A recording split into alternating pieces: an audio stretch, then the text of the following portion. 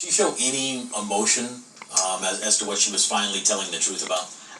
I didn't see it, James, and that was something, as we've spoken about, that detectives had noted in their initial reports that they just didn't even see that as they interrogated her for hours. At times, they would leave the room for a good period of time, and I would see her put her head on the table. But was that emotion, or was that the fact that she had been in that room and awake for a long time at that point? Yeah. All right. Sean Cuddy reporting from the newsroom for us here on WHIO TV tonight. Thank you, Sean. Now, your Storm Center 7 forecast with Chief Meteorologist McCall Vrydaghs. You've been following this line of storms that's going to be moving through, and when I say storms, I'm talking about rain and a lot of it, and then behind that, boy, a much different feel than something we haven't felt in quite a while as far as temperatures, McCall. Oh yeah, James, and this is a storm system. It may not necessarily come with the thunder and lightning, but it is going to come in with a lot of rain. It will be impactful, especially tomorrow morning when you're hitting the roads, going to work or school around daybreak. There is a flood watch that's in effect for Mercer, Auglaize, Shelby, and Darke County. It is underway now and expected to continue until 2 a.m. tomorrow night into early Thursday morning, because we're going to see the highest amount of rainfall in those areas, and the prolonged amount of rain likely going to stick around in those spots a bit more than elsewhere. Does not mean that if you live in Montgomery County or Clark County that you do not have the threat for flooding. So here's live Doppler 7 right now, and you'll see there are a couple of pockets of moderate to even heavy rain currently already happening up in the Auglaize County area that's under that flood watch. Near Wapakoneta, notice the deeper reds there indicating that that rain is picking up pretty quickly at this point in time. Some scattered showers as you get into southern Montgomery County through Butler and Preble. Moderate downpours there as you see some of that yellow indication. And underneath the banner, you can't see it very well, but there is some intense rain that's coming down near Richmond as well. Bigger picture view, you notice to our west and southwest, more steadier rain approaching, and all of this is developing and will continue to do so for the rest of the night.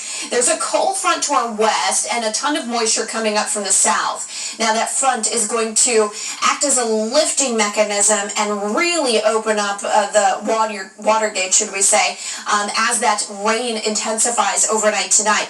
There's also going to be an area of low pressure that moves in from the south, and that's going to increase that threat for rain. Futurecast, I'll take you through hour by hour. Notice here's 11:30 tonight, and you can see has a pretty good picture of what's happening across the area. There's daybreak tomorrow morning, 7 a.m., some very heavy rain coming down. Just keep in mind, visibility is going to drop off. You're going to start to see some ponding on the roadways, so give yourself extra time to get to work or school. Check in with meteorologist Kirsty Zontini and Sarge to see if there are any water-covered roadways that might be closed off or areas where there's some significant slowdown. By noon tomorrow, we still have some steady rain falling. Same story for you at 5 o'clock in the afternoon for the evening commute. Not much better than the morning, as we'll have a good amount of rain still falling throughout the area. Get to 11 o'clock tomorrow night, and notice where that heavy rain is located in those northern cities and towns, those areas where that flood watch is. Another reason why we should see some higher rain totals across the north. Then scattered showers through Thursday morning will taper a little bit more into Thursday afternoon before we see drier weather returning by Friday. So here's our Futurecast rainfall estimates based on one of our models. Anywhere between 1 inch of rain to 3 inches across the area potentially, and then you get that locally higher amount, upwards of 4 inches, perhaps up near Salina, portions of Auglaize County, and northern Darke County as well. So we will watch those spots for increased threats for flooding into Wednesday. Winds also ramp up. Here's tomorrow morning, some wind gusts out of the north, 30 to 35 miles per hour. Still windy through the day Wednesday and Thursday. So here's 6:30 a.m. Thursday morning. Winds out of the west, 20 to 25 miles per hour gusting. And then you get a nice little enhanced wind flow there later in the day on Thursday as well. Winds will start to subside by the weekend. Cold front draped over the area now. Clearly, we're in the 70s in Dayton, not too far off. Low 60s in Fort Wayne, 50s up toward Grand Rapids. That's what we can expect to start to move on in for your Wednesday and Thursday. In fact, tomorrow morning we wake up in the low 60s and fall through the day. We wake up Thursday morning in the 40s, only to reach a high of 63 with a few showers still left over. Back to the 70s for the weekend. Might have a couple more showers early Saturday.